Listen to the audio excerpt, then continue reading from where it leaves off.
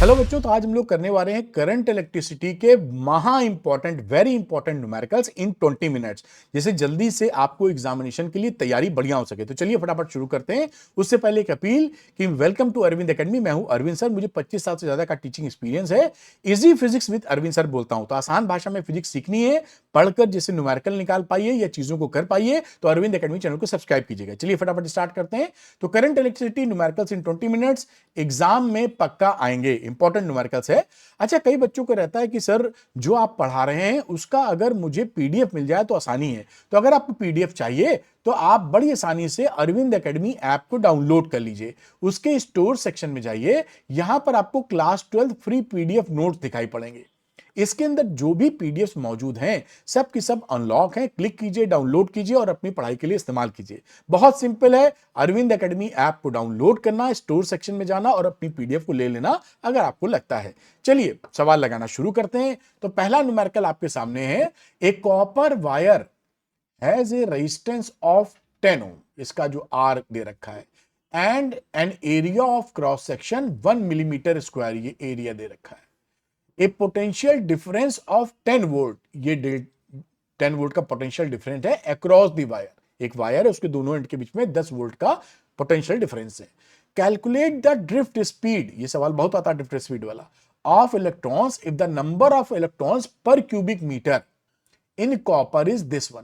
तो ये देखिए, ये स्मॉल एन की वैल्यू आपको दे रखी है क्योंकि इलेक्ट्रॉन डेंसिटी होता है ना पर यूनिट वॉल्यूम, कितना नंबर ऑफ इलेक्ट्रॉन्स है वो एन होता है। तो एन हमको पता है और हमको यहां पर वीडी निकालना है। जो फॉर्मूला हमारे हमारे दिमाग में रहता है वो I is equal to N E A V D रहता है बेटा। लेकिन चक्कर क्या है कि यहां से वीडी निकालने के लिए सीधी तौर पे हमको करंट की वैल्यू नहीं दे रखी है। तो करंट की वैल्यू कैसे निकालें? V is equal to I R से निकालने का जुगाड़ दे रखा है। ये देखिए यहां पे V दे रखा है। अब आप जानते हैं V is equal to I R होता है, तो V पता है, R पता है। ये देखिए R इसने कहा गया, ये R दे रखा है। इससे आप निकाल सकते हो I, और I निकालते ही ये प्रॉब्लम सॉल्व हो जाती है। आइए देखते हैं।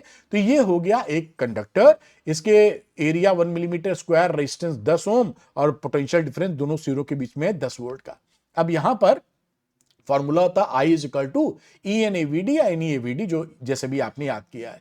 हम जानते हैं V is equal to I R होता है, तो I की वैल्यू हो गई V अपॉन आर। सीधे नहीं दिया था, बस यही घुमाया था, बोर्ड में आ चुका है। अब यहां पर क्या करेंगे, इस वैल्यू को इस वाली जो फॉर्मूला है इसमें पुट कर दीजिए। ये आपने पुट कर दिया इस फॉर्मूले के अंदर, तो V अपॉन आर इस I की जगह V upon R is equal to E N A V D. अब आप बात आती है वी डी निकालने की, तो V upon E N A R, E N A और ये आर इसके साथ, ये वी डी यहां पर ये इसके नीचे ले लो और ये वी डी आपको निकालना है। यहां पर वैल्यू रख लो। 10 वोल्ट का पोटेंशियल डिफरेंस था। इलेक्ट्रॉन पे पाए जाने वाला चार्ज होता है 1.6 इंटू 10 की पावर माइनस 19।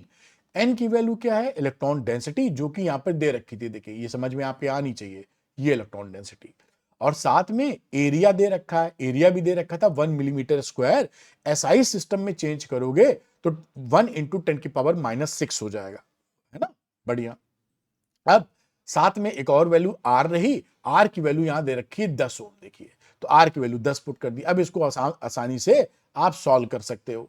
जब आप सॉल्व करते हो तो वैल्यू हो जाती है 0.078 इंटू 10 की पावर माइनस 3 मीटर पर सेकेंड। ये वीडी है ना, ड्रिफ्ट वेलोसिटी, ये स्पीड कह लीजिए, तो मीटर पर सेकेंड। अब इसको मिलीमीटर में लिख दीजिए, थोड़ा सा ये पावर आवर कम हो जाएंगे, तो 0.078 मिलीमीटर पर सेकेंड, ये आपका आंसर आ गया।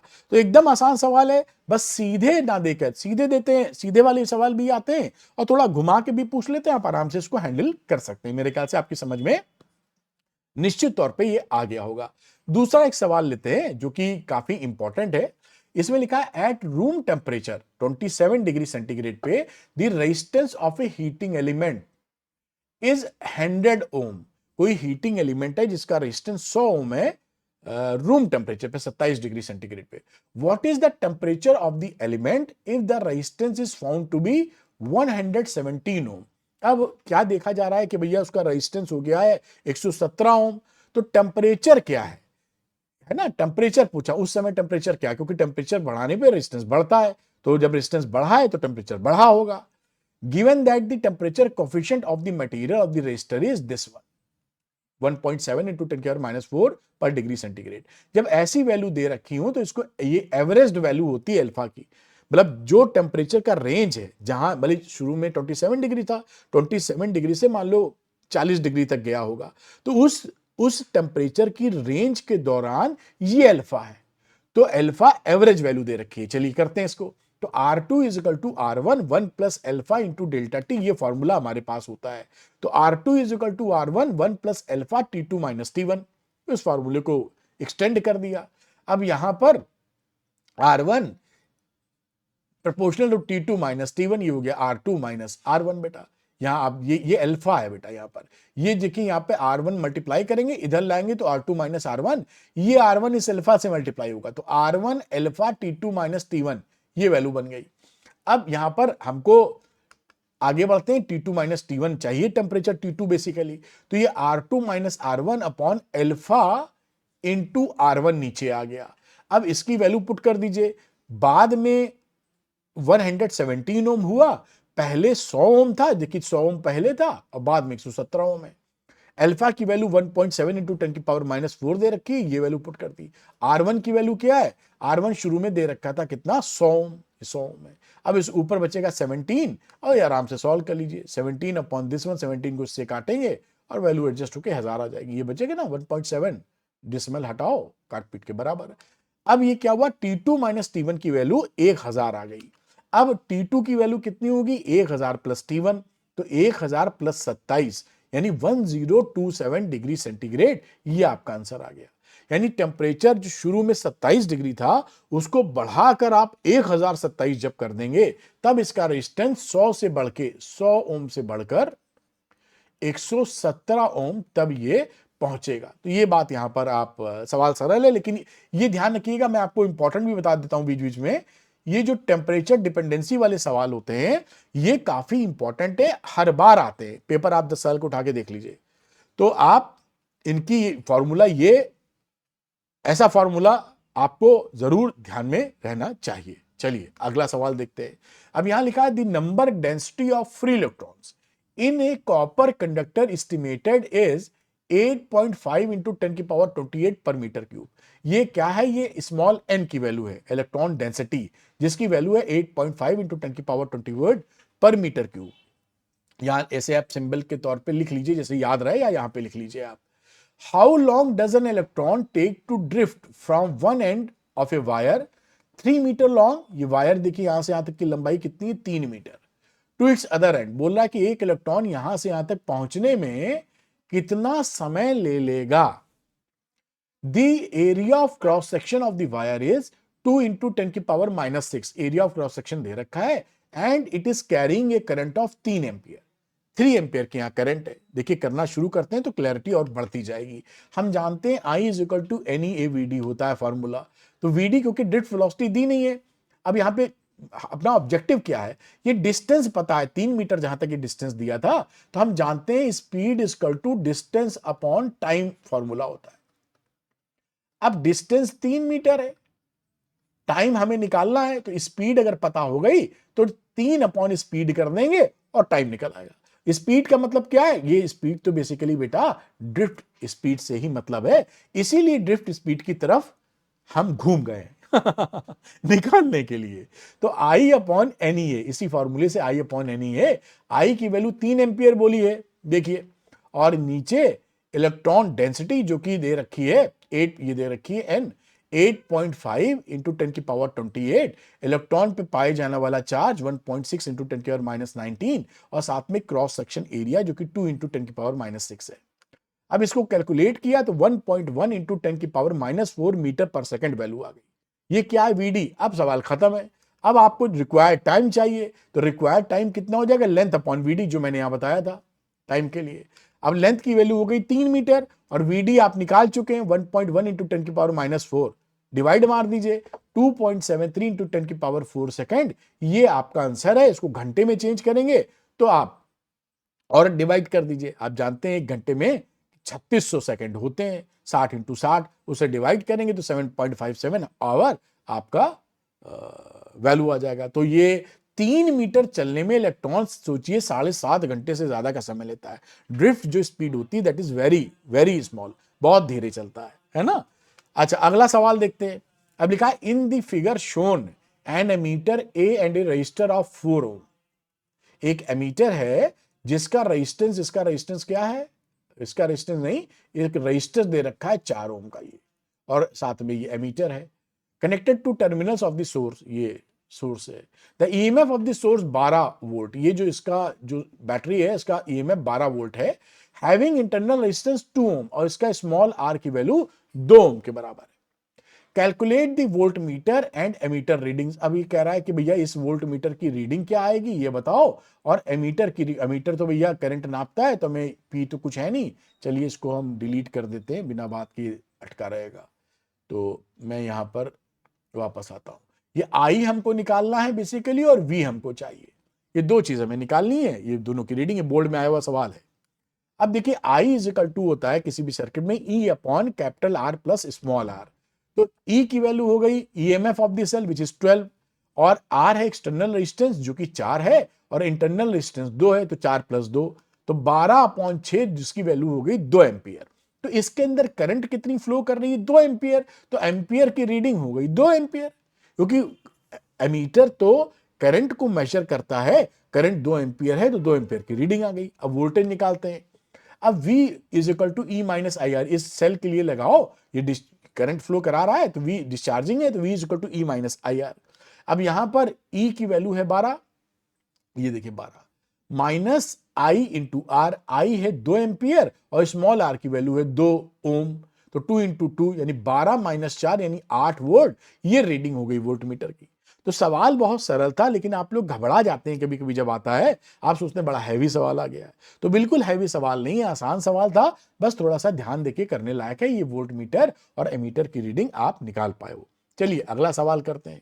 लिखा है यहां पे 2 सेल्स ऑफ ईएमएफ 1.5 वोल्ट, ये भी बोर्ड में आया हुआ है, and 2 volt having internal resistance 0.2 ohm and 0.3 ohm respectively are connected in parallel. दो सेल को हमने पैरेलल में कनेक्ट कर दिया है। Calculate the EMF and the internal resistance of the equivalent cell.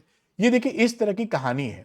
ये दोनों जब पैरेलल कॉम्बिनेशन में तो 1.5 वोल्ट का ये था, 2 वोल्ट की ये थी, इसका इंटरनल रेजिस्टेंस था 0.2 ओम, इसका था 0.3 ओम। और आप जानते हैं पैरेलल कॉम्बिनेशन का मतलब होता है प्लस वाले एक जगह कनेक्ट हो जाए, माइनस वाले एक जगह कनेक्ट हो जाए। ये कहानी बन गई आपकी पैरेलल में। अब इसका इक्विवेलेंट ई इक्विवेलेंट और आर इक्विवेलेंट हमें निकालना है। देखिए दो सेल के लिए ध्यान रखिएगा, मैंने आपको पढ़ा रखा है कि जब भी दो सेल की बात हो तो ये शॉर्टकट फॉर्मूला इस्तेमाल कर लीजिए। ई इक्विवेलेंट का मतलब है E1 R2 plus E2 R1 upon R1 plus R2। बस सिंपल यहां पे वैल्यू रखनी है, आपको रख देते हैं।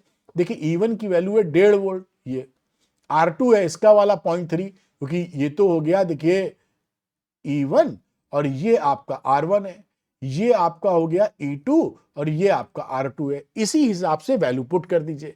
तो 1.5 वोल्ट और R2 की वैल्यू 0.3 प्लस E2 जो कि 2 वोल्ट है, और R1 की वैल्यू कितनी है 0.2 वोल्ट, 0.2 ओम।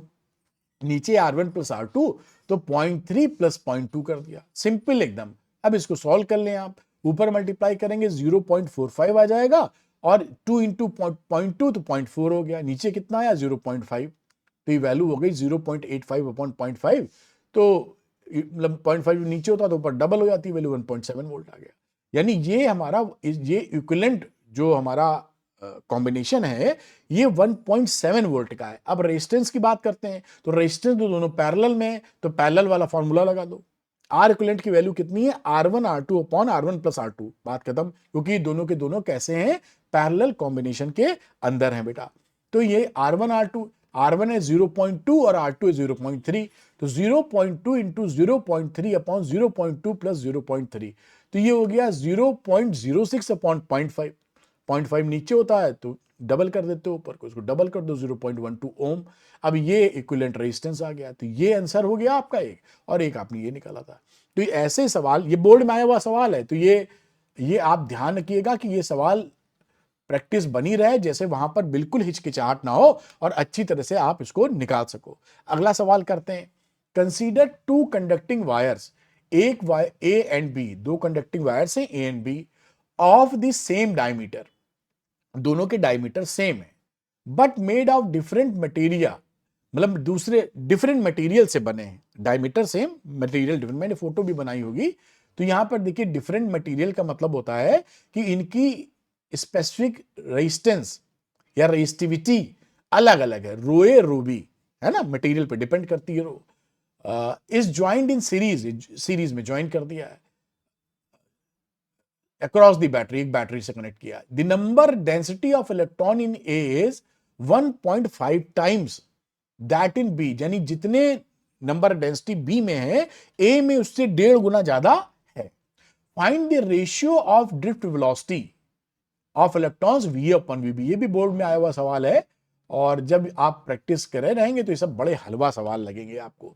आर ए बराबर आर बी, सेम डायमीटर हो गया, तो क्योंकि डायमीटर सेम है तो आर ए बराबर आर बी कह दिया, conducting A B of the same diameter but made of different material. तो एन ए की वैल्यू कितनी है, ये आर ए और आर बी जो था इनका सेम डायमीटर है, ये कहने का मतलब रेडियस सेम है, ये आर जो लिखा है इसका मतलब रेडियस है, कंफ्यूज ना कर जाना कहीं, रेडियस रेजिस्टेंस ना समझ लेना, रेडियस दोनों के सेम है। और Na की वैल्यू 1.5 इंटू एनबी है, यहां बोल रखा है कि जो इलेक्ट्रॉन की डेंसिटी है, volumetric density, number of electrons पर यूनिट वॉल्यूम, वो 20 से 1.5 गुना ज्यादा है। तो Na is equal to 1.5 into NB. अब VDA अपॉन VDB आपको निकालना है। अब आप क्या करोगे, as both are in series, अब देखो दोनों सीरीज में, दोनों अगर सीरीज में है तो इनमें करंट सेम होगी, भाई सीरीज में तो करंट सेम होती है, तो बहुत तगड़ा तरीके से हमने पढ़ रखा है। तो IA बराबर IB, अब IA का फॉर्मूला हो जाता है NEAVD, तो NAEAAVDA, और IB के लिए NBEAB इंटू VDB। अब इलेक्ट्रॉन पे तो कोई फर्क नहीं है, सेम है, तो दोनों जाएंगे कट, तो वैल्यू यहां पे कटने वाली वैल्यू भी लिख दी है। उसके बाद आ गया VDA अपॉन VDB, ये देखिए VDB यहां से और VDB यहां से, तो VDA अपॉन VDB का मतलब है NB, ये NB अपॉन NA, और area of B upon area of A. ये देखिए बड़ा सुंदर सवाल है, सरल है, लेकिन थोड़ा प्रैक्टिस करिए मेरे साथ। अब यहां पर एनबी अपॉन एनए कितना हो गया, 1 अपॉन 1.5, यहां पे देखिए एनए अपॉन एनबी तो 1.5, एनबी अपॉन एनए कितना हो जाएगा 1 अपॉन 1.5, तो 1 अपॉन 1.5, और एरिया दोनों का एरिया क्योंकि रेडियस सेम है तो पाई आर स्क्वायर, एरिया सेम होगा 1:1 यानी 1, तो 1 अपॉन 1.5, यानी कि इसको पॉइंट हटा के लिख देंगे तो 10 अपॉन 15 या 2/3 लिख सकते हैं, ये आपका फाइनल आंसर है। तो देखिए टफ सवाल नहीं है, ये सवाल आसान है, बशर्ते थोड़ी सी प्रैक्टिस आपकी बनी रहे। तो ये इंपॉर्टेंट सवाल था और अच्छा सवाल था। एक सवाल और करते हैं बेटा, calculate the current drawn from the battery by the network of resistor shown in the figure. ये देखिए ये एक नेटवर्क है, मैं थोड़ा कलर इस पे चलाने के लिए अलग रेड ले लेता हूं, चलो। तो ये यहां पर ये जो कॉम्बिनेशन है इसको आपको पकड़ना पड़ेगा, ये व्हीट स्टोन ब्रिज है बेसिकली, जिससे आप देख पाएंगे कि इसका इक्विवेलेंट कैसे निकालें। अब इसको देखिए तोड़ के हमने सिंप्लीफाइड वर्जन बनाया। ये जो ए पॉइंट है, ए से बी 1 ओम का रेजिस्टेंस है, ये देखिए ए से बी 1 ओम का है, ए से लेकर डी तक, ए से लेकर डी तक 2 ओम का है, फिर बी से डी के बीच में 5 ओम है, बी से डी के बीच में 5 ओम है, फिर बी से सी के बीच में 2 ओम है, और बी से सी के बीच में 2 ओम है, और डी से सी के बीच में 4 ओम, डी से सी के बीच में 4 ओम। तो ये जो स्ट्रक्चर है, ये जो शेप है, ये जो कॉम्बिनेशन है, ये आपको हमेशा याद रखना चाहिए कि ये व्हीट स्टोन ब्रिज की तरह होता है। बैलेंस्ड है कि नहीं ये अलग बात है, लेकिन होता व्हीट स्टोन ब्रिज की तरह है। अब देखते हैं यहां पर ये बेटा बैलेंस्ड है कि नहीं बैलेंस्ड है। तो यहां पर ये देखिए P, Q, R और S। अब यहां पर हमने P upon Q is equal to R by S किया, तो 1/2 इज इक्वल टू 2/4, तो 1/2 इज इक्वल टू 2/4, और ये वैल्यू क्या दिखाई पड़ रही है, ये तो भैया कांस्टेंट है, दोनों के लिए आधी आधी। इसका मतलब है कि ये बैलेंस्ड व्हीट स्टोन ब्रिज है। अगर ये बैलेंस्ड व्हीट स्टोन ब्रिज है तो ये जो बीच वाली आर्म है ये किसी काम की, BD आर्म निपट गई। जब BD को आप हटा सकते हैं तो ये AB और BC सीरीज में हो गए और AD और DC सीरीज में हो गए, तो ऊपर RABC यानी RABC, इसको 1 + 2 ये 3 ओम, नीचे वाला ADC 2 + 4 6 ओम। अब ये दोनों, ये ऊपर वाला पूरा वायर और नीचे वाला पूरा वायर, ये पैरेलल कॉम्बिनेशन में है। तो 3 और 6 ये दोनों पैरेलल में है, आर इन पैरेलल। तो आर इक्विवेलेंट कितना हो गया, R1 R2 upon R1 plus R2, 3 into 6 upon 3 plus 6, R1 R2 की वैल्यू रख दी 18 अपॉन 9 विच इज 2 ओम। तो यहां अभी आंसर नहीं आया, इन्होंने पूछी थी देखिए करंट ड्रॉन, हमने तो अभी इक्विवेलेंट रेजिस्टेंस निकाला है। अब हम लगा देंगे V is equal to I R, तो I is equal to V upon R equivalent. V की वैल्यू कितनी है, बैटरी लगा रखे हो 4 वोल्ट की और R इक्विवेलेंट है 2, तो 4 upon 2 is equal to 2 ampere. तो 2 एम्पियर इज द आंसर। इस तरह से देखिए बड़े इंपॉर्टेंट बोर्ड में आए हुए कई सवाल मैंने आपको लगवा दिए फटाफट। अब कुछ इंफॉर्मेशन और दे देता हूं जो आपके लिए महा हेल्पफुल हो सकती है। आप 10 साल के पीवाईक्यूज लगाते ही हैं, एनसीईआरटी एग्जाम्पल एक्सरसाइज लगाते ही हैं, लगाने चाहिए, नहीं लगाते तो डेरिवेशन 130 जो है उनके भी लगाते। मैंने सबका वीडियो फॉर्मेट में सारी चीज रिकॉर्ड करके इजी लैंग्वेज में आपको एक जगह दे दी है, ऑल इन वन कोर्स में।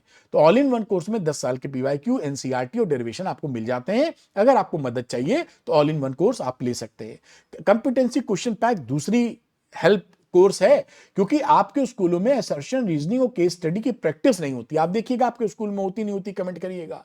और एग्जाम में ये जो कंपिटेंसी बेस्ड क्वेश्चन है ये 24 मार्क्स के आएंगे, ये आपको और हमको दोनों को पता है। इसकी प्रैक्टिस नहीं हुई, करें कैसे? तो मैंने इसके अंदर बहुत सारी रिकॉर्डिंग की है, केस स्टडी 60 से ज्यादा है, वीडियो की बात कर रहा हूं।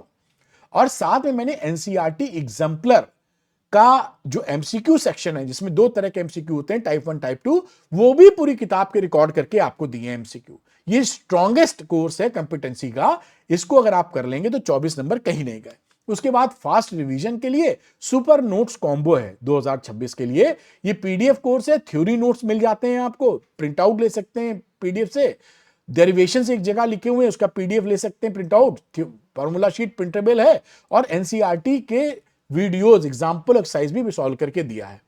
कई बच्चों का कहना रहता है कि ये तीनों चीज मेरे लिए जरूरी है क्योंकि एग्जाम में तीनों आएगा, तो इन तीनों चीज को मैंने द्रोणा के अंदर डाल दिया है। तो द्रोणा में आप ये तीनों course, all in one competency question pack और सुपर नोट्स कॉम्बो तो मिल ही जाएगा। इसके अलावा द्रोणा के अंदर पूरे सिलेबस के लेक्चर्स भी मिल जाएंगे, वीडियोस। तो आपका एक ही डेस्टिनेशन हो गया द्रोणा, जहां सब कुछ आपको मिलने वाला है। अगर आपको हेल्प चाहिए या द्रोणा लेना चाहते हैं तो कैसे लेंगे? अरविंद एकेडमी ऐप को डाउनलोड कर लीजिए, लिंक डिस्क्रिप्शन में मिलेगा, उसके स्टोर सेक्शन में जाइएगा, वहां पर आपको द्रोणा दिखाई पड़ेगा और भी कोर्सेज दिखाई पड़ेंगे जो आपके लिए सुटेबल है, आप ले सकते हैं। ये वीडियो आपको कैसा लगा मुझे कमेंट करके बताइएगा, क्योंकि अगर ये वीडियो आपको मदद कर रहा है तो मैं बाकी वीडियो की सीरीज जल्दी से जल्दी कंप्लीट करके आपको दे दूंगा। तो वीडियो पसंद आया तो लाइक कीजिए, शेयर कीजिए और अरविंद एकेडमी चैनल को सब्सक्राइब करना मत भूलिएगा। Thank you very much, all the best बेटा, बाय।